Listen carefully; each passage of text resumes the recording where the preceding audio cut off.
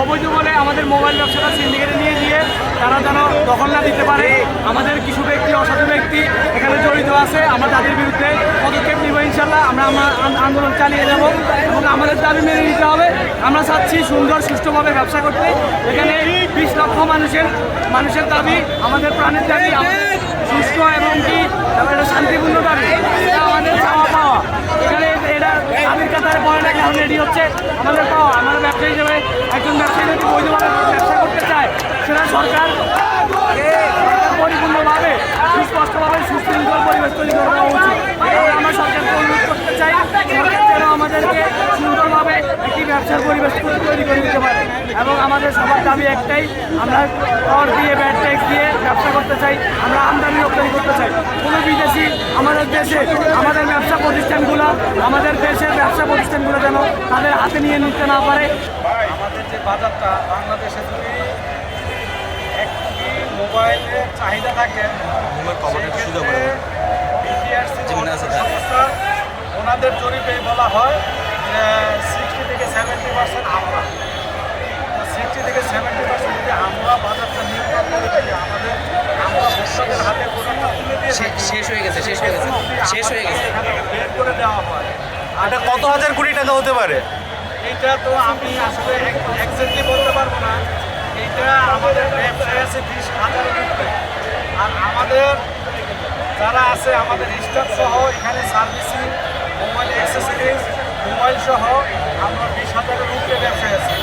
আমাদের যে খানেওয়ালা বলি আমরা, সেটা দিয়ে এই ইনকামটা দিয়ে চলে। এখানে 20 লক্ষের উপরে লোক আমরা। এই লোকগুলিকে আপনি মানে এই লোকগুলির বিবেচনায় রেখে আপনি যাই করেন সেটা করতে হবে। এটাই আমার কথা। আচ্ছা, যে 9টি সিন্ডিকেটের কথা আপনারা বলছেন সে সম্বন্ধে একটু বলবেন। আসলে সিন্ডিকেট নিয়ে আমাদের মাথা ব্যথা নেই। আমি আমার অধিকারের কথা বলব। আমার আহারকে ছিনিয়ে নিতে চাচ্ছে, সেটা আপনারা সাংবাদিকরা অনেকে অনেক জায়গা থেকে এটার জন্য প্রতিবাদ করেছে। আমি বলবো না যে উমুকে তুমুকে, আমি কারোর নাম বলে আমি বিতর্কে জানাইতে চাই না। আমার কথা রয়েছে আমার যে অধিকার, আমি যেই জায়গায় যেই প্রতিষ্ঠানে ব্যবসা করে আসছি, আমার অধিকার রক্ষার স্বার্থে আমি কথা বলতেছি আপনাদের কাছে। আমার কথা হচ্ছে সরকার আমাদের সাথে বসে ট্যাক্সটা সহনশীল মাত্রায় এনে দেয়, কারণ ট্যাক্সের বোঝাটা কিন্তু ভোক্তার উপরে পড়বে। এটা আপনারা শিক্ষিত মানুষ, আপনারা বুঝবেন যে ট্যাক্স যে কোনো মালের, যে কোনো পণ্যের ট্যাক্স অসহনশীল হলে, অতিমাত্রায় হলে এটা ভোক্তার উপরে পড়ে। সুতরাং আপনার এই দেশের 18 কোটি মানুষকে বাঁচানোর জন্য এবং আমাদের মোবাইল যেন ইউজ করতে পারে সেটা বিবেচনা রেখে ট্যাক্সের মাত্রা সর্বনিম্ন করে দেন। আর ইম্পোর্টের যে প্রতিবন্ধকতা, বিটিআরসি যে অপশনগুলো আছে, যে অপশনগুলোর কারণে আমরা এলসি করে মাল আনতে পারবো না, সেই অপশনগুলো দূর করে দেন। আমাদের সাথে বসেন, বারবার বলতেছি যে আপনারা আমাদের সাথে বসেন। তারা যেভাবে সিন্ডিকেট পাঠিয়েছে, সেই সিন্ডিকেটের বিরুদ্ধে আমরা যারা লড়ব এবং আমরা যারা এখানে উপস্থিত আছি, তারা অবশ্যই এই সিন্ডিকেট বিরুদ্ধ না হওয়া পর্যন্ত তারা আন্দোলন করা যাবে। এই সিন্ডিকেট কারা? সিন্ডিকেট বর্তমান সরকারে যারা আছে, উপদেষ্টা যারা আছে, তাদের বিরুদ্ধে আমাদের এই দাবি থাকবে। সিন্ডিকেট যেমন টেকনো বা ইনফিনিক্স, এরা 57% ব্যাটের জন্য সরকার 57% ব্যাট চাচ্ছে আনঅফিসিয়াল ফোনগুলো।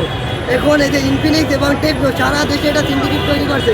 তারা কিস্তির মাধ্যমে আসলে ফোনগুলো বিক্রি করছে। যে ফোনটার দাম 10,000 টাকা, সেটা তারা কিস্তির মাধ্যমে 20,000 22,000 টাকা পর্যন্ত তারা এটা নিচ্ছে।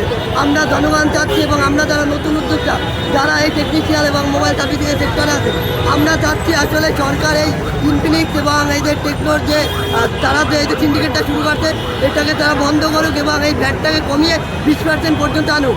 এইটা আমরা আমাদের ন্যায্য দাবির জন্য আজকে আমরা এই মানববন্ধনে নামছি। আমরা আপাতত এটা মানে নাপা খাওয়াইতেছি সরকারকে বা জনগণকে। তারা যদি আমাদের দাবি না মেনে নেয়, আমরা এর থেকে আরও কঠিন পদক্ষেপ নিব।